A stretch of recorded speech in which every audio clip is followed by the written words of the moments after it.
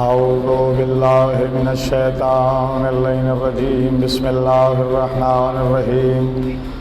الحمد لله الذي هدانا لهذا وما كنا لنهتدي لولا أن هدانا الله لقد جاءت رسل ربنا بالحق.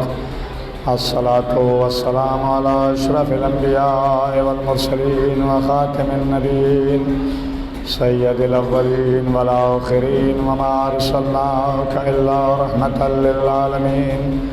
محبوب رب المشرقین ورب المغربین وجد الحسن والحسین المکی المدنی القرشی الہاشمی مولانا بالقاسم محمد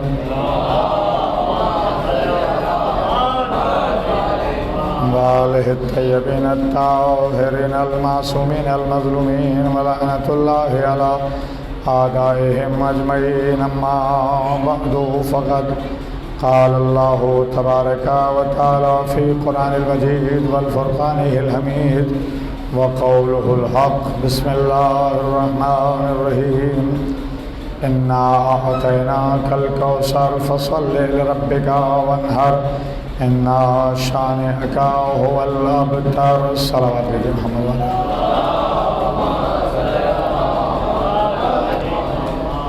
عزیزان گرامی، ہماری اور آپ کی آج یہ ساتویں گفتگو ہے.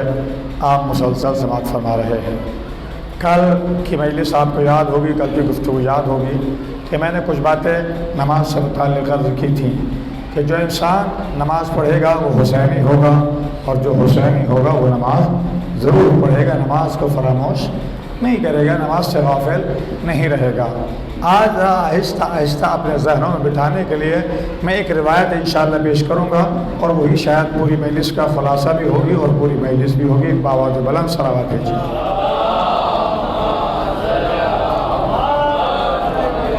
حبیب کائنات ارشاد فرماتے ہیں کہ قیامت کا میدان ہوگا جہاں حساب و کتاب کی منزل ہے، جہاں سب کو حساب و کتاب دینا ہے. کوئی انسان ایسا نہیں ہے جو بغیر حساب و کتاب وہاں سے واپس ہوگا. اور پھر دوسرا جملہ نبی کائنات نے فرمایا کہ وہاں ایک سال جو ہے ایک دن بلکہ 50 سال کے برابر ہوگا. جس دن حساب و کتاب ہونا ہے تو وہ ایک دن 50 سال کے برابر ہوگا. اور یہاں جو حساب و کتاب ہم کھاتے ہیں، پیتے ہیں، رہتے ہیں، سوتے ہیں، اس ایک چیز کا حساب دینا ہے. حد یہ ہے کہ ہم سوچ کیا رہے ہیں، بول کیا رہے ہیں، گفتگو کیا کر رہے ہیں، کس کا کھایا ہے، کس کا نہیں کھایا ہے، سب کا حساب و کتاب وہاں دینا ہے. حد یہ ہے کہ ایک جملہ عرض کروں آپ کی خدمت میں. جناب سلمان جو ایمان کے 10 درجے پہ ہے، جناب ابوذر جو ایمان کے 9 درجے پہ ہیں. جناب حبیب کائنات نے ان کو ایک درہم دیا اور دینے کے بعد کہا اس کو خرچ کر لیجیے. دونوں نے خرچ کیا. جناب ابوذر باہر نکلے، اپنے اہل و عیال کے لیے سامان لے کے آئے. جناب سلمان جو باہر نکلے، انہوں نے اللہ کے راہ میں کوئی فقیر بیٹھا ہوا تھا اس کو دے دیا. دوسرا دن ہوا، دوپہر کا وقت تھا، گرمی کا زمانہ تھا، تپتی ہوئی دھوپ تھی. مسجد کے سامنے سے ایک پتھر منگوایا کہ یہ پتھر لے کے آؤ. تپتا ہوا پتھر تھا. جناب سلمان سے کہا سلمان کل جو 1 روپیہ ہم نے دیا تھا اس کا حساب دو. جناب سلمان پتھر کے اوپر کھڑے ہوئے اور کہا انفقت فی سبیل اللہ، میں نے اس کو اللہ کے راہ میں خرچ کر دیا. یہ کہہ کے پتھر سے اتر گئے. جناب ابوذر جو ایمان کے 9 درجے پہ، آپ سوچئے ذرا، ایمان کے 9 درجے پہ ہے، جب پتھر کی طرف جانے لگے تو پیروں میں راشا آ گیا، پیر کانپنے لگے. تو جناب حبیب کائنات نے کہا ابوذر کیا ہو گیا ہے، پیروں میں کبکبی کیوں ہے، راشا کیوں ہے؟ کہا حضور میں نے خرچ کر دیا اپنے بچوں کے اوپر. تو کہا بتاؤ نا، بچوں کے اوپر خرچ کر دیا ہے. لیکن آج سوچئے ذرا 9 درجے کا ایمان 1 روپے کا حساب دیتے ہوئے کانپ رہا تھا. حبیب کائنات کے سامنے 1 روپے کا حساب دیتے ہوئے کام رہا تھا. تو قیامت کے میدان میں تو جتنا کمایا ہے اس کا بھی حساب دینا ہے، جتنا خرچ کیا ہے اس کا بھی حساب دینا ہے. صلوات دیجیے محمد علیہ. تو عزیزان گرامی، حبیب کائنات ارشاد فرماتے ہیں کہ ایک دن وہاں 50 سال کے برابر ہوگا. یعنی یہاں کے 50 سال، وہاں کا ایک دن، جہاں سب کا حساب و کتاب ہونا ہے.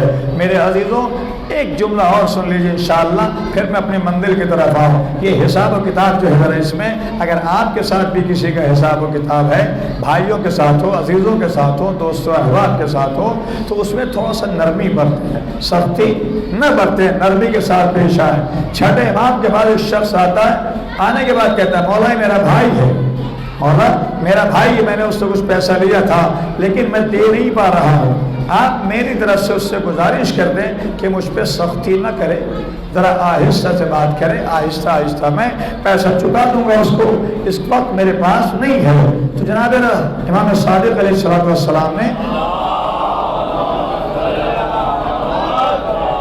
اس کو بلایا اور بلانے کے بعد کہا بھائی تمہارا بھائی آیا تھا ہمارے پاس، شاید تمہاری دولت کچھ تمہارا پیسہ اس کی طرف نکلتا ہے۔ کہا اور نکلتا ہے؟ کہا اس کے ساتھ سختی سے پیش نہ آؤ، حساب و کتاب میں وہ اچھا ہے، دے دے گا، آپ کو واپس کر دے گا، میں آپ سے سفارش کر رہا ہوں۔ تو اس نے امام کے سامنے بھی کہا کہ مولا میں اپنا ہی تو پیسہ مانگ رہا ہوں، توجہ چاہتا ہوں، مولا میں اپنا ہی تو پیسہ مانگ رہا ہوں۔ کہا ٹھیک ہے اپنا ہی مانگ رہے ہو لیکن سختی نہ کرو، نرمی کے ساتھ بھی لے لو، نرمی کے ساتھ وہ ادا کر دے گا۔ تو اس نے کہا مولا میں پھر جملہ وہی تکرار کیا اس نے، مولا میرا اپنا پیسہ، میں اپنا پیسہ مانگ رہا ہوں، اس میں سختی اور نرمی کیا ہے؟ اب کچھ سوچئے۔ پھر امام نے ایک جملہ کہا، اچھا قیامت کے میدان میں تمہارا بھی حساب و کتاب ہونا ہے، توجہ کریں، قیامت کے میدان میں تمہارا بھی اللہ سے حساب و کتاب ہونا ہے۔ اللہ کی بارگاہ میں تم کون سا حساب چاہتے ہو، سختی والا یا نرمی والا؟ سختی والا یا نرمی والا؟ تو فوراً کہتا ہے مولا وہاں سختی والا حساب نہیں چاہیے ہے، وہاں تو نرمی والا حساب چاہیے ہے۔ تو مولا نے مسکرا کے کہا جب تم بھائی کے ساتھ نرمی نہیں کر سکتے ہو تو اللہ سے کیوں توقع رکھتے ہو کہ وہ تمہارے ساتھ نرمی کرے؟ صلوات دیجیے محمد علیہ۔ تو میرے عزیز تو کل گفتگو ہو رہی تھی ہماری نماز کی، ہم اگر حسینی ہیں، واقعی یقینی طور پہ اگر حسینی ہیں تو ہماری نماز قضا نہیں ہونا چاہیے۔ اس لیے کہ آپ سوچئے نبی کائنات نے کتنی زحمتیں اٹھائی ہے، امام مولا کائنات نے کتنی زحمتیں اٹھائی ہے۔ میں نے عرض کیا تھا نا، یاد ہے دوران جنگ مولا نے مصلی بچھا دیا تھا۔ ابن عباس نے کہا مولا یہ وقت جنگ ہے، وقت نماز نہیں ہے۔ کہ ابن عباس جانتے نہیں ہو اگر ہم ہی نماز نہیں پڑھیں گے تو کون نماز پڑھے گا؟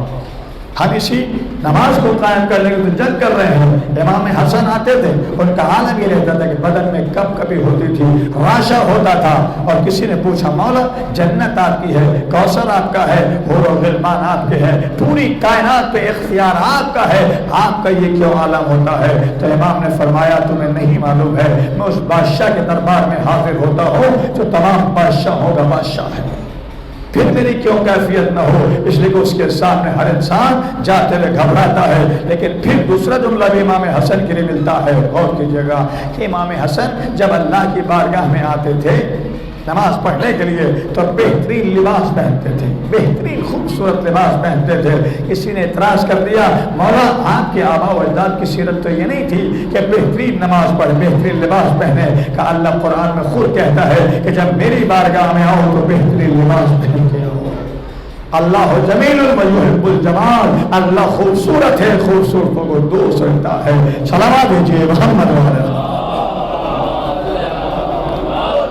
اور اسی لیے آپ اگر سوچیں، مولانا بھی تشریف فرما ہے، ادھر نایاب صاحب بھی بیٹھے ہوئے ہیں، آپ غور کیجیے گا حکم اسلام یہ ہے کہ جب آپ نماز پڑھنے کے لیے مسجد جائیں تو اپنے آپ کو مہذب کریں۔ گھر میں آپ اکیلے نماز پڑھتے ہیں اگر تو وہاں چاہے جیسے پڑھ لیجیے، لیکن اللہ کی بارگاہ میں اگر مسجد میں جانا ہے تو اپنے آپ کو مہذب کیجیے، اپنا لباس معطر کیجیے، بہترین لباس پہنیے، صاف ستھرا لباس پہنیے، لباس گندا نہیں ہونا چاہیے۔ اگر گندا بھی ہے، بہت سے لوگ ایسا ہے کام کر کے آئے، معلوم ہے لباس کی پسینے سے بو آ رہی ہے، آپ مسجد میں پہنچے بازو والے کو معلوم ہے تکلیف ہو رہی ہے۔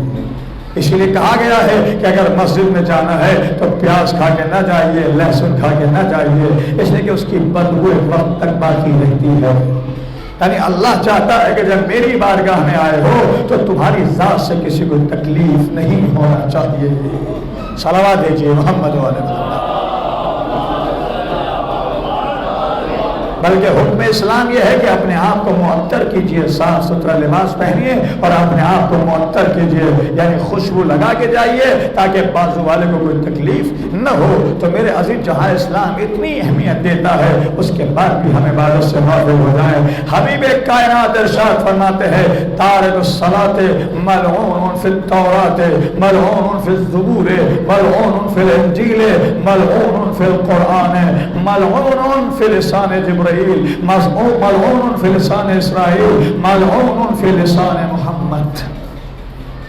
لعنت کس پہ کی جاتی ہے؟ جس نے غلط کام کر رکھے ہوں اسی کے اوپر تو لعنت ہوتی ہے۔ لیکن آپ سوچئے نبی کائنات جو اپنی طرف سے ایک جملہ بولتے ہی نہیں ہے، ارشاد فرماتے ہیں کہ اگر کوئی نماز کو ترک کر رہا ہے تو یہ اللہ کی توریت، 4 کتابیں ہیں نا، توریت، زبور، انجیل، قرآن، نبی نے ہر ایک کتاب کا الگ الگ نام لیا ہے کہ یہ توریت میں بھی ملعون ہے، زبور میں بھی ملعون ہے، انجیل میں بھی ملعون ہے، قرآن میں بھی ملعون ہے۔ یعنی یہ جو نماز ترک کر رہا ہے، قرآن بھی اس پہ لعنت کرتا ہے، توریت بھی اس پہ لعنت کرتی ہے، زبور بھی اس پہ لعنت کرتی ہے، انجیل بھی اس پہ لعنت کرتی ہے، اور آخر میں دوسرے جملے بھی ہے کہ جبرائیل جو سید الملائکہ ہے وہ بھی اس پہ لعنت کرتا ہے، اسرافیل بھی اس پہ لعنت کرتا ہے، اور خود حبیب کائنات بھی اس پہ لعنت کرتے ہیں۔ صلوات دیجیے محمد علیہ وسلم۔ میرا جو سوچو ذرا، جس انسان پہ خود نبی کائنات لعنت کر رہے ہو تو اس کے اسلام سے کیا فائدہ ہے؟ اس کے مسلمان ہونے سے کوئی فائدہ ہے نہیں۔ پھر حبیب کائنات ارشاد فرماتے ہیں کہ اگر کوئی انسان جان بوجھ کے نماز کو چھوڑ دیتا ہے تو یہ نماز نہیں چھوڑ رہا ہے بلکہ کفر اختیار کر رہا ہے۔ اور چھٹے امام نے ارشاد فرمایا کہ اگر کوئی نماز کو ہلکا سمجھتا ہے کہ نماز کی کوئی اہمیت نہیں ہے جیسے اہمیت دینا چاہیے، اس لیے کہ اصول دین کے بعد فروع دین میں سب سے پہلی منزل کس کی ہے؟ فروع دین میں سب سے پہلی منزل جو ہے فروع دین 10 ہے، اول نماز، سب سے پہلے منزل نماز کی ہے۔ تو آپ سوچئے چھٹے امام فرماتے ہیں کہ اگر کوئی نماز کو اہمیت نہیں دے رہا ہے، نماز کو ہلکا سمجھ رہا ہے تو وہ ہماری شفاعت حاصل نہیں کر پائے گا۔ آپ مجھے بتائیں کسی کے عمل میں اتنا زور ہے کہ اپنے عمل کے زور پہ جنت تک پہنچ جائے؟ جب تک شفاعت نصیب نہیں ہوگی، جب تک جنت نصیب ہو ہی نہیں سکتی ہے۔ صلوات دیجیے محمد۔ اور میرے عزیز تو میں نے کل ایک جملہ یاد عرض کیا تھا، آپ کو یاد ہوگا کہ جب نماز پڑھتے ہیں آپ تو کوشش کیجئے کہ اول وقت نماز پڑھے، اس لیے کہ اول وقت جب انسان نماز پڑھتا ہے تو یہ نورانی شکل میں اللہ کی بارگاہ میں جاتی ہے۔ جانے کے بعد کہتے ہیں معبود جیسے اس نے مجھے نورانی بنایا ہے تو بھی اس کو چہرے کو نورانی بنا دے۔ میں ابھی میرے پاس ایک کتاب رکھی ہوئی ہے، میں اس کا مطالعہ کر رہا تھا، میں نے ایک چیز دیکھی کہ ایک انسان ہے جو مسلسل مسجد میں آتا ہے، مسلسل، یعنی پیش نماز سے پہلے، نماز صبح میں بھی وہ پیش نماز سے پہلے ہے، نماز ظہرین میں بھی پیش نماز سے پہلے ہے، مغربین میں بھی نماز سے پیش نماز سے پہلے ہے۔ ایک زمانہ گزر گیا ایسے پیش نماز کو دیکھتے دیکھتے اور یہ سوچتے ہوئے کبھی ایسا موقع مجھے مل جائے کہ میں بعد میں پہلے پہنچوں اور یہ انسان بعد میں پہنچے۔ 3 سال تک وہ کہتے میں نے آزمایا لیکن میں ہی پیچھے رہا، وہ انسان آگے رہا، ہمیشہ مجھ سے پہلے مسجد میں رہتا تھا۔ تو میں نے اس سے پوچھا آخر یہ عادت تم میں کہاں سے آئی؟ توجہ چاہتا ہوں، یہ عادت تم میں کہاں سے آئی ہے کہ ہر وقت مجھ سے پہلے مسجد میں آ جاتے ہو؟ اور حضور جو بھی کچھ میرے پاس ہے یہ مسجد میں آنے کی وجہ سے ہے، اول وقت نماز پڑھنے کی وجہ سے ہے، اول وقت نماز پڑھنے کی وجہ سے ہے۔ کہا کون سی چیزیں ہیں؟ تو انہوں نے کہا کہ محمد علی نخود کی ایک بہت بزرگ عالم تھے، میں مشرق گیا زیارت کرنے کے لیے تو میں نماز پڑھنے کے لیے گیا، میرا جوانی کا عالم تھا۔ آپ سوچئے فکر کیسی ہوتی ہے، آج کے جوانوں کی فکر دیکھیں، کل کے جوانوں کی فکر دیکھیں۔ آج جوان یہ سوچتا ہے کہ پہلے میں دولت کما لوں، پہلے میں بینک بیلنس کر لوں، پہلے میں یہ کر لوں وہ کر لوں، اس کے بعد کسی منزل پہ آ جاؤں تو پھر آگے بڑھنے کو سوچتا ہے، شادی کرنے کو سوچتا ہے۔ 25 سال کے بجائے چاہے 30 سال کا ہو جائے، 35 سال کا ہو جائے، لیکن اسی وقت سوچتا ہے کہ پہلے میں کچھ کر لوں، کچھ بنا لوں تاکہ میرا نام ہو جائے کہ اس کے پاس کچھ ہے۔ صلوات بھیجیے محمد علیہ وسلم۔ لیکن وہ اس وقت کا جوان ہے، مشہد میں گیا، جانے کے بعد جو پیش نماز تو ان سے کہا کہ حضور کوئی ایسی چیز بتائیں کہ جس سے مجھے میرا بہترین کاروبار ہو جائے، میں جوان ہوں، جوانی میں حج کرنا چاہتا ہوں، آپ مجھے بتائیں، جو باہر رہتے ان کو چھوڑ دیجئے، ہندوستان میں جوان سوچتا بھی نہیں ہے کہ حج کرنے کے لیے چلا جائے، زیارت کو جو سوچنے لگے ہیں، زیارت کربلا جانے کے لیے سوچنے لگیں کہ چلو جلدی چلے جائیں، لیکن حج کرنے کے لیے نہیں سوچتا ہے، جبکہ جوانی کا حج اور ہے، بڑھاپے کا حج اور ہے۔ میں نے خود بھی کیا، مثال کے طور پہ میں بھرپور جوانی میں گیا حج کے لیے تو اس وقت جذبہ الگ تھا، پھر اس کے بعد 10-12 سال کے بعد گیا تو تھوڑا سا جذبہ کم ہو گیا، اس لیے کہ وہ طاقت بدن میں نہیں رہ جاتی ہے جو جوانی میں رہتی ہے۔ اور حج میں سارے افعال وہ ہے جس میں انسان کو طاقت چاہیے ہے، کمزور نہیں ہونا چاہیے، اگر کمزور ہے تو پھر عبادت میں بھی سستی آ جاتی ہے۔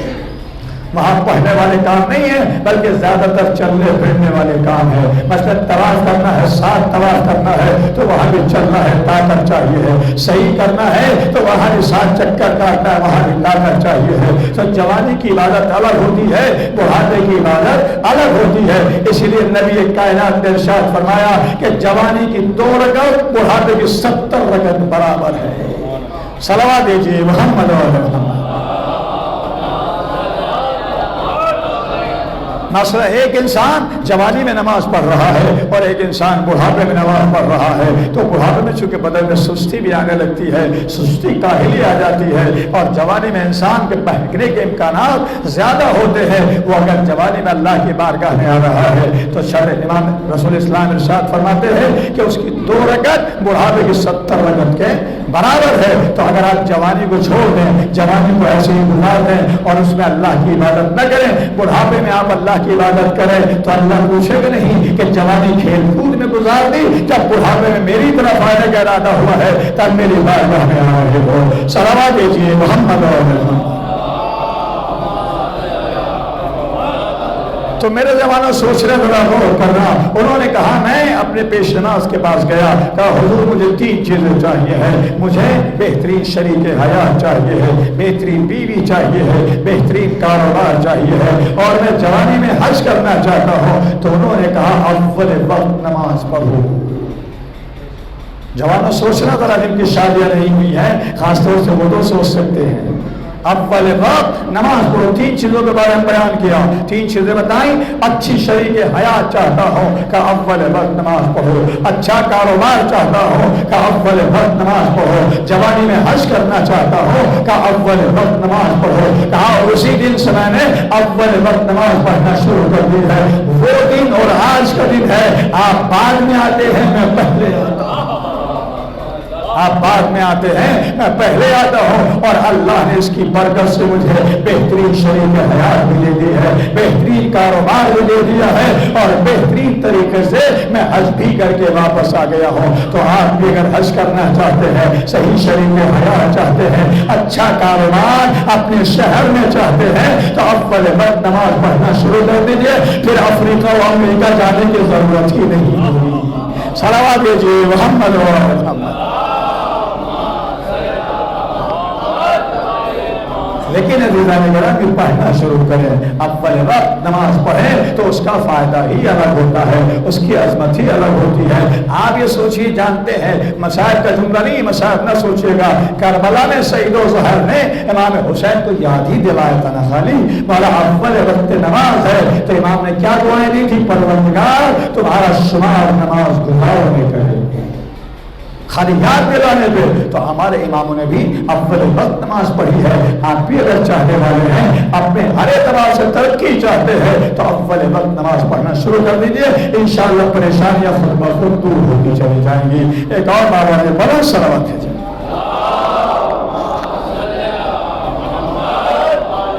اور دیکھیں، یاد رکھیں، یہ بھی یاد رکھیں کہ اللہ نے ایک نظام بنایا ہے۔ کسی کو مثال کے طور پہ ہم 4 بھائی ہیں، 6 بھائی ہیں، 5 بھائی ہیں، 2 بھائی ہیں، کسی کے بعد دولت بھی شمار ہے، جب الگ الگ ہو گئے سب کا کاروبار الگ الگ ہو جاتا ہے۔ آپ کی زندگی میں سب ساتھ رہتے ہیں، ساتھ رہو گے تو اس سے اچھی بات نہیں ہے۔ لیکن اگر الگ الگ ہو گئے، اس لیے کہ نظام ہے دنیا کا، اگر ساتھ لے کے چلیں گے تو بہت مشکل بھی ہوتا ہے، لیکن جب تک کوشش کرو، جب تک ساتھ چل سکتے ہو تو بہت اچھا ہے۔ اس لیے کہ 5 انگلیاں ہیں، اگر اس کو کوئی توڑنا چاہے مندر کو تو توڑ نہیں سکتا ہے، لیکن اکیلے اکیلے ایک ایک اگر چاہے تو اس کو توڑ مروڑ سکتا ہے۔ تو میرے عزیز، جب تک سب ساتھ میں رہتے ہیں تو پنجے کی طاقت ہوتی ہے، الگ الگ ہو جاتے تو انگلی کی طاقت ہوتی ہے۔ لہٰذا سب ساتھ ہو کے چلے تو اس کا معاملہ الگ ہوتا ہے، لیکن الگ ہونے کے بعد کیونکہ نظام ہے۔ بہت سے لوگ کہتے ہیں، جملہ سنیے گا انشاءاللہ، میرے بزرگ جمیل صاحب بھی بیٹھے اور بزرگ بھی بیٹھے ہوئے ہیں، آج سوچئے سب یہ کہتے ہیں کہ اگر الگ الگ بھی ہو جائیں تو گھر ایسے بناؤ تو کم از کم ملاقات ہوتی رہے گی۔ بات بیچ میں ایک آ گئی، ہوتا کہ نہیں ہوتا؟ گھر ایسے قریب قریب بنا لو کہ کم از کم الگ اگر ہو گئے، کھانا پینا الگ ہو گیا ہے تو کم از کم ملاقات ہوتی رہے گی، اچھا رہے گا۔ نہیں، مولا کائنات کہتے ہیں کہ اگر الگ الگ ہونا ہے تو تھوڑا دور رہو۔ توجہ چاہتا ہوں، دور رہو تو محبت اور زیادہ ہوگی۔ قریب رہتے ہو، مجھے بتاؤ، سوچ کے بتانا، غور کرنا جو میں کہہ رہا ہوں۔ اگر قریب رہتے ہو، جب بھی آمنا سامنا ہوتا ہے سلام دعا ہوتی ہے؟ غور کیجیے آپ ذرا، سلام دعا ہوتی ہے؟ جب آمنا سامنا، ہر وقت آمنا سامنا ہوتا رہتا ہے تو سلام دعا نہیں ہوتی ہے، لیکن اگر دور سے ملنے کے لیے آئے ہو، سلام دعا ہوتی ہے کہ نہیں ہوتی؟ ہر انسان جب ایک دوسرے سے ملتا ہے تو سلام دعا ہوتی ہے۔ پھر اگر قریب رہتا ہے تو چھوٹی چھوٹی باتوں کو دیکھتا رہتا ہے، اس کے یہاں کیا پکا ہے، اس نے اس کو کیا بول دیا ہے، بچوں نے آپس میں کیا کر لیا ہے۔ اور اگر دور رہو گے تو نہ اختلاف ہوگا، محبت میں اضافہ ہی اضافہ ہوگا۔ صلوات دیجیے محمد و آل محمد۔ ایک اور دعوت بلند صلوات دیجیے۔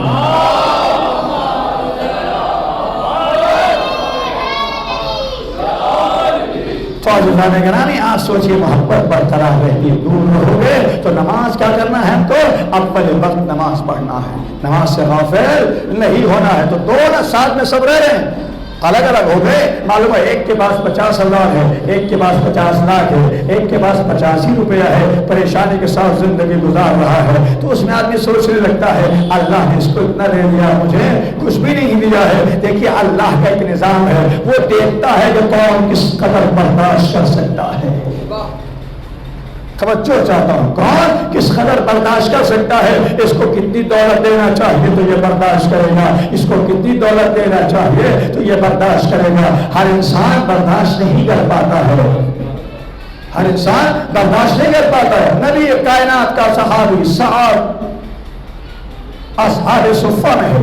اصحاب صفہ لوگ کہا جاتا ہے کہ مسجد کے سامنے ایک چبوترا، جیسے یہ ہے مثال کے طور پہ، مسجد کے سامنے ایک چبوترا بنا دیا گیا تھا، وہاں لوگ آتے تھے، کوئی کھانا دے کے چلا جائے، کوئی کچھ دے کے چلا جائے، یعنی ان کے پاس خود کچھ نہیں تھا، دوسرے لوگوں کے سہارے، حبیب کائنات کے سہارے زندگی گزار رہے تھے۔ نبی کائنات کے بعد ایک دن سعد آئے، آنے کے بعد کہنے لگے حضور میں پریشان رہتا ہوں، آپ دیکھ رہے ہیں؟ کہا ہم تمہاری پریشانی کو، صلوات دیجیے، ہم تمہاری پریشانی کو دیکھ رہے ہیں، کہا اگر کچھ ہو جائے میرے لیے، ممکن ہو کچھ تو آپ مجھے دے دیں تاکہ میری ضرورت پوری ہو جائے، میں کچھ کام کرنا شروع کر دوں، بزنس کرنا شروع کر دوں، تو پھر اس چبوترے پہ بیٹھ کے کھانا نہ پڑے۔ توجہ چاہتا ہوں، نبی کے پاس کچھ نہیں تھے، اتفاق سے نہیں دیا، کہا دیکھیں گے انشاءاللہ موقع آئے گا تو دے دیں گے۔ نبی سوچتے رہے، لیکن اتفاق 10-15 دن گزر گئے، نبی کے پاس کوئی ایسی چیز نہیں آئی، پیسہ نہیں آیا جو سعد کو دیتے، لیکن دل میں خیال تھا کہ اگر آ جاتا، دل میں خیال تھا کہ اگر آ جاتا تو سعد کو دے دیتے۔ اللہ نے دیکھا میرے حبیب تم سعد کی طرف سے تھوڑا سا رنجیدہ ہو، پریشان ہو، اس کو دولت دینا چاہتے ہو، ٹھیک ہے ہم جبریل کے ذریعے بھیج دیتے ہیں۔ تو 2 درہم، توجہ کریں ذرا، 2 درہم جبریل کے ذریعے سے نبی کے پاس آئے، نبی نے 2 درہم لیے جبریل سے اور سعد کو بلایا، کہا سعد کیا کرنا چاہتے ہو؟ کہا حضور اگر پیسہ ہوتا کچھ تو بزنس کر لیتا۔ کہا یہ 2 درہم دو اور اس کے بعد اپنا بزنس کرنا شروع کر دو۔ سعد کے اس سے پہلے چونکہ مسجد کے سامنے چبوترے پر رہتے تھے تو اذان سے پہلے مسجد میں حاضر، توجہ چاہتا ہوں.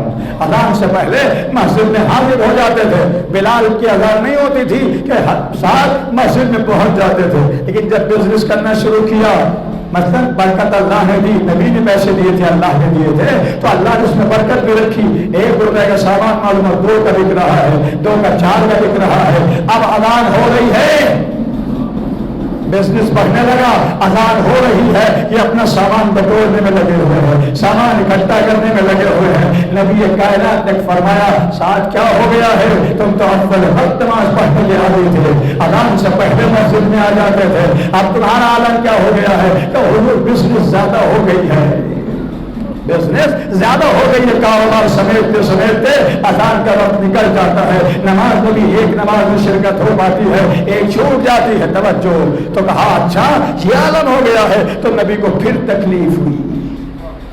توجہ چاہ رہا ہوں، نبی کو پھر تکلیف ہوئی کہ 2 درہم دیے تھے تو اس وقت تو یہ بہت جلدی نماز میں آ جاتا تھا. جب دیے اللہ نے ترقی کر دی، پیسہ دے دیا، ثروت آ گئی، دولت آ گئی، تو اب یہ بزنس کے چکر میں لگا رہتا ہے، نماز چھوڑ دیتا ہے. اللہ نے، نبی نے آسمان کی طرف دیکھا، ہاں نبی ہم تمہارا مزاج دیکھ رہے ہیں، تو پھر پریشان ہو رہے ہو. توجہ. پھر پریشان ہو رہے ہو. کہا پروردگار ہے تو ایسا ہی، اس لیے کہ اس نے عبادت میں تساہلی برتنا شروع کر دی ہے، عبادت کے اعتبار سے کاہل ہو گیا ہے، وقت پہ نہیں آتا ہے، وقت پہ اپنے بزنس میں لگا رہتا ہے. کہا اپنے 2 درہم واپس لے لو، اپنے 2 درہم واپس لے لو. نبی اس کی دکان پہ پہنچے، کہا ساتھ اب تو تمہارا کاروبار بڑھ گیا ہے، جو 2 درہم ہم نے دیے تھے اس لیے کہ اب تو بہت اس کے پاس ہے، وہ 2 درہم واپس دے دو. کہ حضور 2 نہیں 200، اس لیے کہ پیسہ آ گیا ہے. کہ حضور 2 نہیں 200. کہ نہیں میں نے جو 2 دیے تھے مجھے وہی چاہیے ہے. 2 واپس لیے، معلوم ہوا بزنس پھر پچھتانا شروع ہو گئی. اس لیے کہ برکت تو وہاں سے آ رہی تھی. جیسے 2 درہم واپس لیے، بزنس ڈاؤن ہونا شروع ہو گئی، پیچھے آنا شروع ہو گئی. جیسے تھا پھر ویسے ہی ہو گیا. اللہ نے نبی سے کہا میرے نبی یہ اس بات کا متحمل نہیں ہے کہ اس کے پاس پیسہ رہے، دولت رہے، نہیں، جیسے اس کی عبادت کرنا ہے ویسے عبادت کرتے رہنا چاہیے. صلوات دیجیے محمد علیہ. تو اس کا نظام ہے، وہ ہر ایک کو اس کے اعتبار سے لیتا ہے.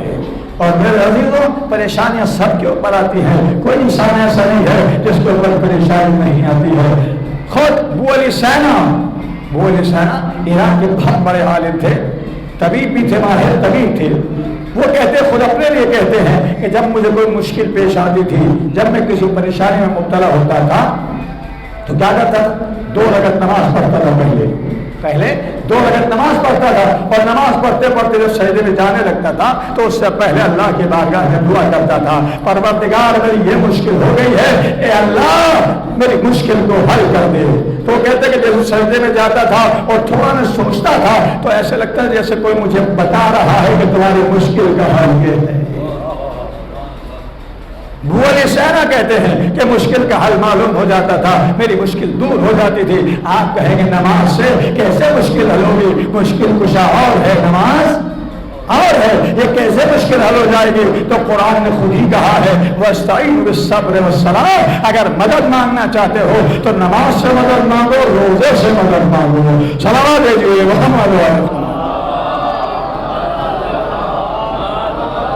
تو عزیزان گرامی آپ سوچے غور کریں، نماز سے غافل نہیں ہونا چاہیے. اس لیے نماز نہیں پڑھیں گے تو میں نے عرض کیا نبی کائنات فرماتے ملعون ہے وہ انسان جو نماز نہیں پڑھ رہا ہے، نماز سے اگر غافل ہے تو ملعون ہے. اب آپ سوچے، ساری بحثوں چھوڑیے، 2 جملے ساری عرض کرنا چاہتا ہوں صرف نماز صبح سے متعلق. صلوات دیجیے محمد علیہ. چھٹے امام صادق علیہ الصلوۃ والسلام، ان کے بعد ایک شخص آتا ہے، آنے کے بعد کہتا ہے مولا ایک استخارہ دیکھیے. ہم بھی استخارہ دیکھتے ہیں، آپ بھی دکھاتے ہیں. مولا ایک استخارہ دیکھیں، بزنس پہ جانا چاہتا ہوں. مولا نے استخارہ دیکھا، اتفاق سے استخارہ من آ گیا. جب من آیا ہے تو عمل کرنا ہوگا، لیکن دیکھ رہا ہے کہ اس بزنس میں جو میں کرنا چاہتا ہوں اس میں مجھے بہت فائدہ ہے، بہت پروفٹ ہے، بہت فائدہ ہے. تھوڑے دن گزرے، کاروبار کے لیے چلا گیا. امام نے استخارہ دکھایا، استخارہ من آیا لیکن اس نے عمل نہیں کیا، چلا گیا. تھوڑے دن کے بعد واپس آیا، کہا مولا میں نے آپ سے استخارہ دکھایا تھا بزنس کے لیے، آپ کا استخارہ منع آیا، لیکن میں چلا گیا، مجھے ہزاروں کا فائدہ ہوا ہے۔ یعنی آپ جسارت بھی دیکھیے، ایک تو استخارہ دکھایا منع آیا، اور آگے پھر بتا بھی رہا ہے کہ منع آیا تھا لیکن میں چلا گیا اور مجھے ہزاروں کا فائدہ ہوا ہے۔ تو مولا نے کہا ٹھیک ہے، تو ظاہری چیز کو دیکھ رہا ہے، تیری نظریں خالی ظاہری چیز کو دیکھ رہی ہے، اور میں نے عرض کیا بارہا کہا ہے کہ ہم امام اس کو کہتے ہیں جو کائنات کے ذرے ذرے کی خبر رکھتا ہے۔ توجہ، ذرے ذرے کی خبر رکھتا ہے۔ جیسے اس نے کہا مولا مجھے بہت فائدہ ہوا ہے، تو امام نے فرمایا، پوچھا یہ بتاؤ ایک دن صبح کی نماز قضا ہوئی ہے کہ نہیں ہوئی ہے؟ امام نے اس سے پوچھا بتاؤ ایک دن صبح کی نماز قضا ہوئی ہے کہ نہیں ہوئی؟ کہا ہمارا ایک دن تو قضا ہوئی ہے۔ کہا سنو، جو ایک دن صبح کی نماز قضا ہوئی ہے یہ سامنے پہاڑ ہے، اگر یہ سونے کا ہو جائے اور تم اپنی طرف سے اسے خدا کی راہ میں خیرات کر دو تو اتنا ثواب نہیں ملے گا جتنا 2 رکعت نماز پڑھنے کا ہے۔ صلوات دیجیے محمد وعلی محمد۔ ایک اور باوازِ بلند صلوات دیجیے۔ یعنی آپ سوچیں 2 رکعت نماز اگر چھوٹ رہی ہے تو جتنا ثواب ہے خدا میں خیرات کرنے کے پہاڑ کا نہیں ہے جتنا 2 رکعت نماز ثواب اس کا ہے جو 2 رکعت نماز آپ نے چھوڑ دی ہے۔ اور پھر حبیب کائنات ارشاد فرماتے ہیں، جس روایت کے لیے میں سوچ رہا تھا آپ کو زحمت دوں، حبیب کائنات ارشاد فرماتے ہیں کہ جب قیامت کا میدان ہوگا تو 6 گروہ یکے بعد دیگرے میدان محشر میں لائے جائیں گے، اور ان کے ساتھ سزا ان کی کیا ہوگی؟ آپ ملاحظہ فرمائے، پہلا گروہ لایا جائے گا جس کا سر پتھر پہ رکھ کے ہتھوڑے سے پیٹا جائے گا، کوٹا جائے گا۔ کیا کہیں گے؟ ہتھوڑے کیا کہیں گے؟ مارنا یا کوٹنا؟ پتھر پہ رکھ کے، یہ سر پتھر پہ رکھا جائے گا اور اس کے اوپر سے ہتھوڑا اس کے اوپر بجایا جائے گا، تو کیا ہوگا سوچیے حال؟ ایک ہی ہتھوڑا رکھ کے تو کھول بھی حالت، 2 رکعت نماز جو نہیں پڑھتا، آپ سوچیے گا ذرا، ہتھوڑا سر پہ پڑے گا تو ایک ہی ہتھوڑے میں کام ہو جائے گا، لیکن نبی فرماتے ہیں ہتھوڑے سے اس کی پٹائی کی جائے گی، سر کو کچلا جائے گا۔ مولا فرماتے ہیں کہ اس کا سر ہتھوڑے سے کچلا جا رہا ہوگا۔ نبی کائنات نے پوچھا جبریل یہ بتاؤ یہ کون لوگ ہیں؟ کہ آپ کی امت کے وہ لوگ جو نماز صبح نہیں پڑھتے ہیں۔ خالی وہ لوگ ہیں جو نماز صبح نہیں پڑھتے ہیں۔ میرے عزیز جب 2 رکعت کا عذاب یہ ہے تو 17 رکعت کا عذاب کتنا ہوگا؟ صلوات بھیجیے محمد علیہ۔ دیکھیے اللہ نے صبح میں 2 ہی رکعت رکھی ہے، وہ بھی دیکھنا چاہتا ہے کہ کون میری بارگاہ میں صحیح طریقے سے آتا ہے اور کون نہیں آتا ہے۔ ایسے کہ صبح میں کیا ہوتا ہے؟ نیند کا غلبہ ہوتا ہے، خاص طور سے سردیوں کا زمانہ اگر ہے تو سردی لگ رہی ہوتی ہے، بستر گرم ہوتا ہے، سوچتے اگر اٹھیں گے تو ٹھنڈا ٹھنڈا پانی ملے گا، اس سے وضو کرنا پڑے گا۔ مولا کائنات سے کسی نے پوچھا تھا کہ آپ کو سب سے اہم عبادت کون سی لگتی ہے، آپ کو کون سی عبادت پسند ہے؟ تو مولا نے فرمایا تھا گرمی کے روزے، سردی کی نمازیں۔ گرمی کے روزے اس لیے سب سے سخت وہی ہوتے ہیں، اور سردی کی نمازیں اس لیے جہاں نرم نرم بستر چھوڑ کے سردی میں نکلنا پڑتا ہے۔ اور یہاں کی سردی تو ماشاءاللہ اس علاقے کی اپنی سردی اتنی زبردست ہوتی ہے کہ صبح کو انسان جان تک نکل نہیں چاہتا تو بوڑھے کہاں سے بیچارے نکلیں گے۔ صلوات دیجیے محمد علیہ۔ اللہ نے 2 ہی رکعت رکھی ہے، ظہرین میں 8 ہے، مغربین میں 7 ہے، صبح میں صرف 2 ہی رکھی ہے۔ 2 اس لیے تاکہ دیکھے کہ یہ بندہ ہمارا حکم مانتا ہے کہ نہیں مانتا، اپنی نیند کو اپنے اوپر غالب کر لیتا ہے یا ہمارے حکم کو اپنے اوپر غالب کرتا ہے۔ اور جب انسان صبح میں سوتا رہتا ہے تو شیطان اگر آنکھ کھل بھی جاتی ہے تو شیطان تھپ تھپاتا ہے، شیطان تھپ تھپاتا ہے، کہاں اٹھ رہے ہو، کس چکر میں پڑ رہے ہو، ابھی اچھے اچھے بستر میں سوئے ہوئے ہو، تھوڑی دیر کے بعد اٹھ جانا، آدھا گھنٹے کے بعد اٹھ جانا، 1 گھنٹے کے بعد اٹھ جانا، اس وقت نماز پڑھ لینا۔ آنکھ اگر کھل گئی اور آپ نہیں اٹھے تو اس کا مطلب یہ ہے کہ شیطان آپ کے اوپر حاوی ہے، اور اگر نماز کے لیے اٹھ گئے تو آپ شیطان کے اوپر حاوی نہیں، اس وقت آپ شیطان کے بندے نہیں ہیں بلکہ رحمان کے بندے ہیں۔ صلوات دیجیے محمد علیہ۔ تو سر کچلا جانا ہوگا کن لوگوں کا سر جو صرف 2 رکعت نماز نہیں پڑھتے تھے. جب 2 رکعت والوں کی وجہ سے سر کچلا جائے گا تو جو 17 رکعت نہیں پڑھ رہے ہوں گے ان کا سر کتنا کچلا جائے گا. پھر دوسرا گروہ لایا جائے گا, توجہ, پھر دوسرا گروہ جوانوں, خاص طور سے بچوں اور جوانوں, خاص طور سے یہ جملے سننا یاد رکھنا. بابا سے بڑا سوال کیجیے. دوسرا گروہ لایا جائے گا اور اس کے کیا کیا جائے گا, سیسا ایک دھات ہوتی ہے, سیسا ایک دھات ہوتی ہے, اس کو پگھلا کے کانوں میں ڈالا جا رہا ہوگا اور اس کے ساتھ ساتھ چربی, خون, گوشت سب پگھل پگھل کے نکل رہا ہوگا. حبیب کائنات نے پوچھا حضور یہ کون لوگ ہیں؟ پھر سکتا ہوں, سیسا ایک دھات ہے جس کو گرم کر کے کھولتا ہوا کہاں ڈالا جا رہا ہوگا؟ کانوں میں. کہاں سے آئے گا؟ کہاں سے آئے گا؟ جہنم کے شعلوں سے گرم ہو کے آئے گا. اور وہ جب کانوں میں ڈالا جائے گا تو گوشت کے ساتھ سب باہر نکل رہا ہوگا. پوچھا نبی کائنات نے جبریل بتاؤ یہ کون لوگ ہیں جن کا یہ عالم ہو رہا ہے؟ کہ حضور آپ کی امت کے گانا سننے والے لوگ. کون سے؟ گانا سننے والے لوگ. گانے کو معمولی نہ سمجھیے گا, ہم گانے کو سوچتے ہی نہیں ہے. نبی کائنات نے ارشاد فرمایا الغنا اشد من الزنا, گانا سننا زنا سے بھی زیادہ بدتر ہے. صلوات بھیجیے محمد علیہ. لیکن ہم بڑے مزے کے ساتھ گانے سنتے رہتے ہیں. موبائل کی ڈائل ٹون بھی اگر ہے تو اس میں بھی گانا ہی سناتے. محرم میں چھوڑ دیجئے کہ نوحہ لگا دیتے ہیں, لیکن باقی 10 مہینے زیادہ تر گانے ہی ہوتے ہیں. معلوم کان پہ لگائے ہوئے ہیں تو گھر سے گانے ہی کی آواز آ رہی ہے. نبی نے کیا ارشاد فرمایا کہ سیسا پلایا ہوا سیسا پگھلا کر کے کانوں میں ڈالا جائے گا ان لوگوں کے جو گانے کے شوقین تھے لیکن گانے کو توجہ کے ساتھ سنتے تھے اور اس کو اہمیت نہیں دیتے تھے. سنیے چوتھ ہمارے آرات کے ساتھ امام موسیٰ کاظم علیہ السلام ہارون کے قید خانے میں ہیں. ایک دن ایک چاہنے والا قید خانے میں آتا ہے اور قید خانے والا جو ہے وہ بھی چاہنے والا امام کا لیکن مجبور ہے. اس سے کہتا ہے بھائی ایک رات کے لیے خالی مہلت دے دو کہ میں اپنے امام کو اپنے گھر لے کے جانا چاہتا ہوں. امام کاظم کو اپنے گھر لے کے جانا چاہتا ہوں. کہا امام راضی ہو تو کوئی بات نہیں ہے, رات کا معاملہ کس کو پتہ چلے گا؟ کہ ٹھیک ہے 7 رات ہو, دونوں میں 7 رات ہو گئی. یہ امام کو لے کر کے اس کے گھر جاتا ہے, کھانا وانا کھلایا, بہترین طریقے سے رہنے کا انتظام کیا. جب صبح کو آیا ملنے کے لیے کہا مولا غور کیجیے گا, مولا کوئی تکلیف تو نہیں ہوئی ہے؟ کہا قید خانہ تیرے گھر سے بہتر تھا. آپ سوچئے اور کیجیے, آپ خود سوچئے ذرا, ہم کسی کو بلائیں قید خانے سے لے کے آئیں, کسی کو جیل سے کسی کو لے کے آئیں ایک رات کے لیے, اور وہ ہم اس سے پوچھیں کہ بتاؤ ہمارے گھر کیسا لگا, اور وہ ابھی سے کہے کہ تیرے گھر سے بہتر میرے لیے جیل تھی, تو ہمارے دل میں کیا گزرے گی؟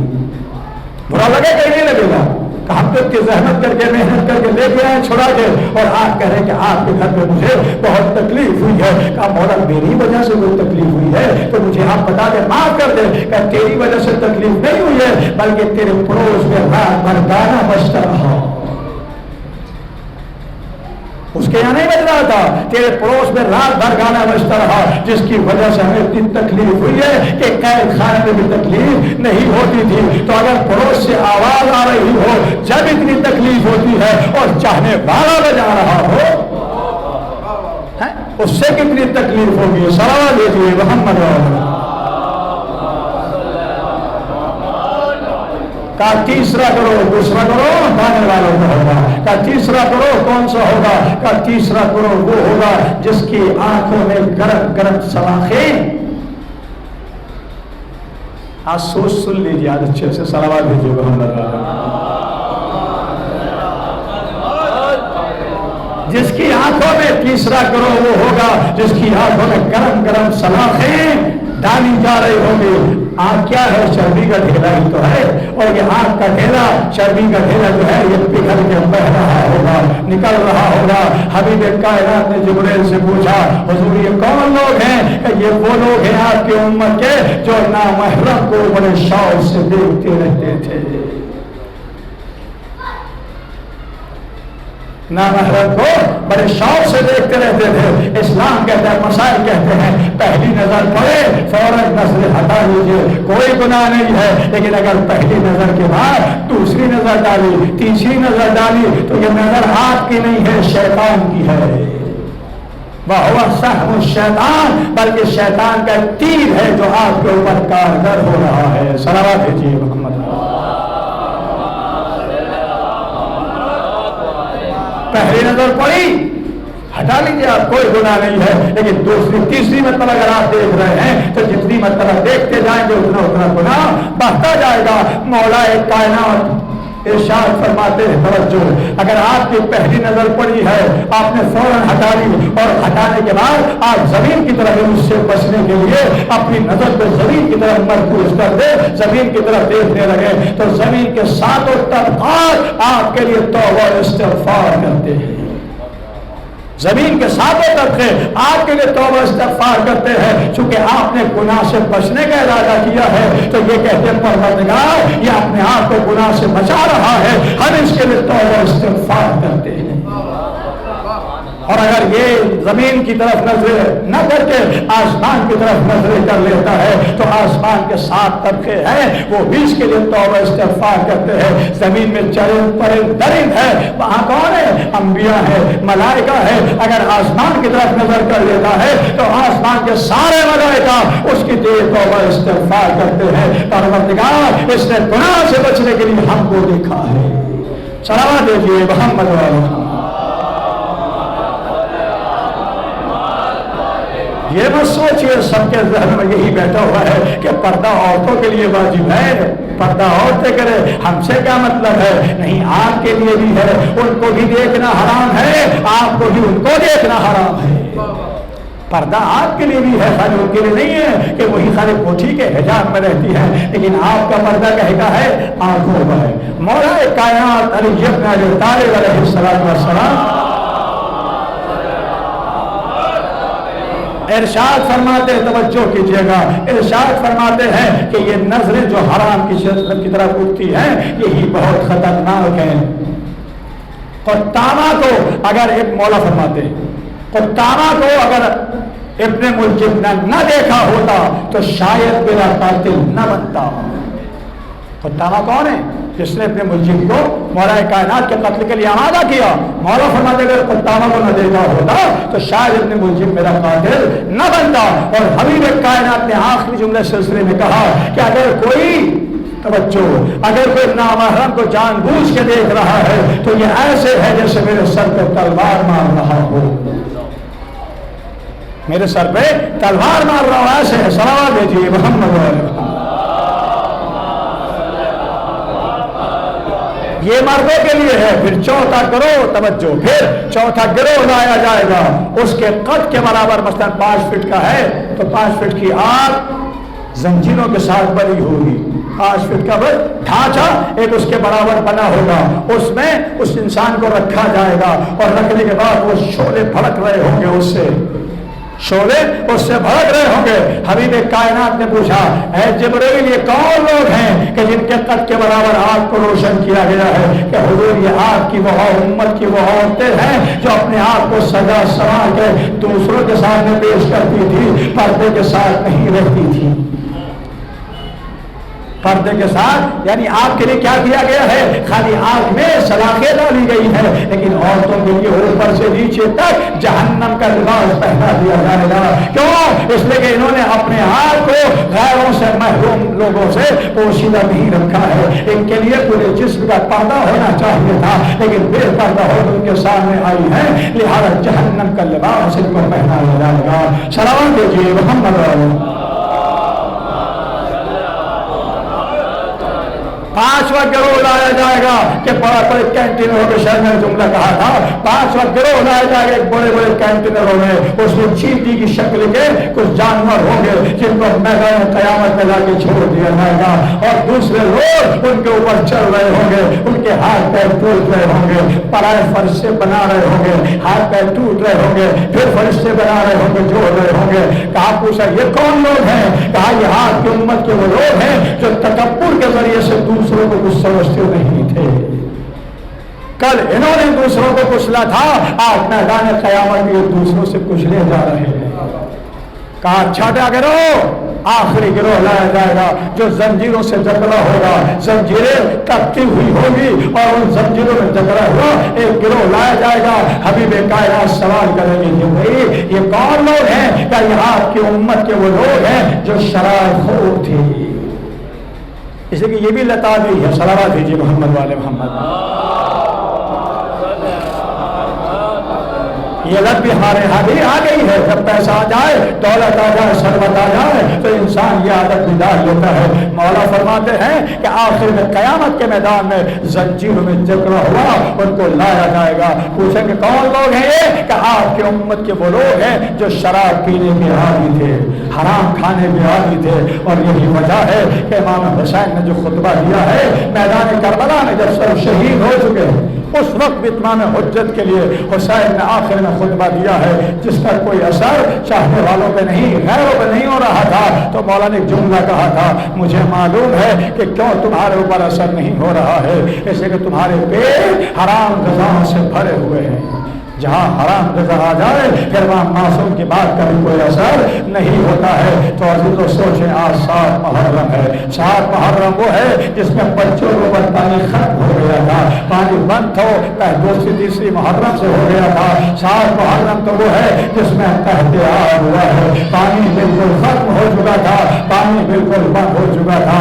ہاں عزیزو آپ سوچیے، غور کیجیے، بچے چھوٹے چھوٹے بچے پیاسے ہیں، آتش کے صدائیں بلند کر رہے ہیں، وہاں پانی نہیں ہے، چھوٹے چھوٹے بچے ہیں۔ اور یہ 7 محرم، آج گرمی کا زمانہ ہے، ہر انسان کی زبان پہ ہے بہت گرمی ہے، بہت گرمی ہے، بہت گرمی ہے۔ آج سوچئے یہ آج 37 ڈگری گرمی یہاں تھی، لیکن کربلا کے میدان میں ملتا ہے 50 یا 51 ڈگری گرمی تھی، جہاں اگر دانہ زمین پہ ڈالا جائے تو دانہ بھن جاتا تھا۔ یہ عالم تھا وہاں چھوٹے چھوٹے بچے پیاسے ہیں۔ میں کہوں گا بادلوں خشک ہو جاؤ، اہل بیت کا گھرانہ پیاسا ہے، دریا خشک ہو جاؤ، اہل بیت کا گھرانہ پیاسا ہے، ورنہ کہ اس کی پیاس بجھا دے۔ 7 محشر عاشور ہے، امام حسین فہرست شہداء تیار کر رہے ہیں۔ ہمارا رات کا شہزادہ قاسم خدمت حسین میں آتا ہے، آنے کے بعد کہتا ہے چچا کیا فہرست شہداء میں میرا نام ہے کہ نہیں ہے؟ حسین خاموش ہو جاتے ہیں، پھر سوال کرتا ہے شہزادہ چچا بتائیں میرا نام ہے کہ نہیں ہے؟ پھر خاموش ہو گئے، پھر جب تیسری مرتبہ اصرار کیا، کہا میرے لال قاسم فہرست شہداء میں تمہارے بھیا علی اصغر کا نام بھی ہے۔ جیسی علی اصغر کا نام سنا ایک امرائیلی بند قبا ٹوٹنے لگے۔ کہا میرے لال کیوں؟ کہا چچا یہ بتائیں کیا اشقیہ خیموں میں آ جائیں گے؟ جو علی اصغر کو شہید کریں گے کیا خیموں میں آ جائیں گے؟ کہا نہیں لال، میں خود علی اصغر کو لے کے جاؤں گا۔ شب عاشور آئی ہے، ہر ماں اپنے بیٹے کو لیے ہوئے سمجھا رہی ہے، کل قربانی آل محمد کے دن ہے۔ ام فروا اپنے قاسم کو لیے بیٹھی، میرے لال کل میری طرف سے قربان ہو جانا، اپنے بابا کی لاج رکھ لینا، اپنی جان کو بچانا نہیں۔ علی جناب قاسم صبح نمودار ہوتی ہے، بات چچا کے پاس جاتے، چچا مرنے کی اجازت دے دو۔ کہا میرے بھیا کی نشانی ہو۔ پھر ماں کے پاس جاتے ہیں تو ماں ناراض ہوتی ہے، قاسم اولو محمد کے لاشیں آ چکے ہیں، تم ابھی تک زندہ ہو، حبیب کا لاش آ چکا ہے ابھی تک زندہ ہو، سعید کا لاش آ چکا ہے تم ابھی تک زندہ ہو۔ کہا ماں میں چچا کے پاس جاتا ہوں لیکن چچا اجازت نہیں دیتے ہیں۔ کہا چلو میں چلتی ہوں۔ جناب زینب کے پاس آئے، آنے کے بعد کہا بی بی زینب ذرا بھیا سے اجازت دلا دو۔ جناب امام حسین کے بعد جناب زینب جاتی ہے، اجازت ملتی ہے، پھر پریشانی کا عالم ہے، اجازت نہیں ملتی ہے، کہ میں جانوں میرا قاسم جانے۔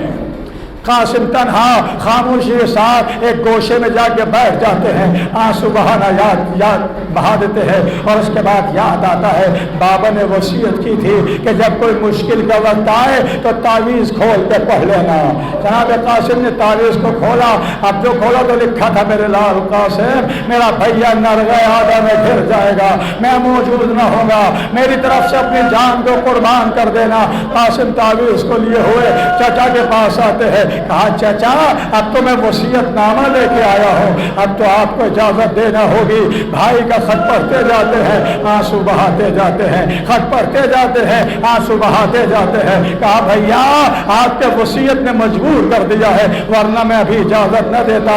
قاسم کو اجازت ملی، بیویوں سے رخصت ہوئے، لیکن جب امام حسین علی جناب قاسم کو رخصت کرنا چاہتے ہیں تو ایک کام ایسا کیا جو کسی شہید کے ساتھ نہیں کیا تھا۔ کون سا کام کیا؟ جناب قاسم کے گریبان کو چاک کر دیا، سر پہ تھوڑی سی خاک ڈالی۔ میں نے کہوں گا مولا یہ کیوں کر رہے ہیں؟ کہا اس لیے کہ یتیموں کے سر پہ خاک ڈالی جاتی ہے، یتیموں کا گریبان چاک ہوتا ہے۔ میرا قاسم جا رہا ہے، یہ سوچ کر رحم کر دے کہ یتیم حسن آ رہا ہے، یہ قاسم یتیم حسن آ رہا ہے۔ میدان کربلا میں پہنچا، حضرت شامی کے ساتھ بیٹوں کو مارا، اس کے بعد کے ساتھ کے خیمے کی طرف پہنچا، للکار کے کہا ارے کیا ہو گیا ہے؟ تم کیوں قاسم کو شہید نہیں کر پا رہے ہو؟ کیوں ذبح نہیں کر پا رہے ہو؟ 13 سال کا بچہ ہے، تمہیں سب کو بھگائے پھر رہا ہے۔ بس سب نے مل کے حملہ کیا، کسی نے نیزہ مارا، کسی نے تلوار چلائی، کسی نے کچھ مارا۔ جناب قاسم گھوڑے پہ سنبھل نہ سکے، گرتے گرتے آواز دیتے ہیں یا ماں، اے میرے چچا۔ تاریخ لکھتی ہے کہ جناب قاسم کے لاشے پہ امام حسین جتنی جلدی پہنچے ہیں کسی کے لاشے پہ نہیں پہنچے تھے۔ کیا دیکھا کہ قاتل قاسم سامنے کھڑا ہے، حسین نے چاہا کہ قتل کر دے، ظالموں نے چاہا کہ بچا لے۔ اسی عالم میں ادھر کے گھوڑے ادھر کے گھوڑے ادھر، قاسم کا لاشا گھوڑوں کی ٹانگوں سے پامال ہو گیا۔ آواز دے رہے تھے اے چچا، اے چچا۔ امام حسین پہنچے، آواز دی قاسم کہاں چکر رمک کے جان باقی ہے، لاشا پامال ہو گیا ہے۔ امام جناب قاسم دنیا سے رخصت ہو گئے۔ علی اکبر کا لاشا لے کے آئے حسین، لیکن صحیح سے لے کے آئے تھے، لیکن قاسم کا لاشا گھوڑوں کی ٹانگوں سے پامال ہو گیا تھا۔ ابا اتاری، زمین پہ بچھائی، قاسم کے لاش کے ٹکڑوں کو اکٹھا کیا، لے کے چلے خیمے پہ آئے۔ آواز دی زینب آ کے اپنے بھتیجے کو لے جاؤ۔ تو جناب زینب کھڑے ہو کے دیکھ رہی ہے، بھیا بتاؤ میرا بھتیجا کہاں ہے؟ مطالعہ کی طرف اشارہ کیا، اس میں قاسم کی میت ہے۔ کہا ذرا قاسم کی ماں کو سنبھالو۔ اب جو چادر کھولی تو لاش کے ٹکڑے ٹکڑے۔ ام فروہ نے کہا بیویوں مجھے دعائیں دو کہ میری قربانی کو اللہ نے قبول کر لیا ہے۔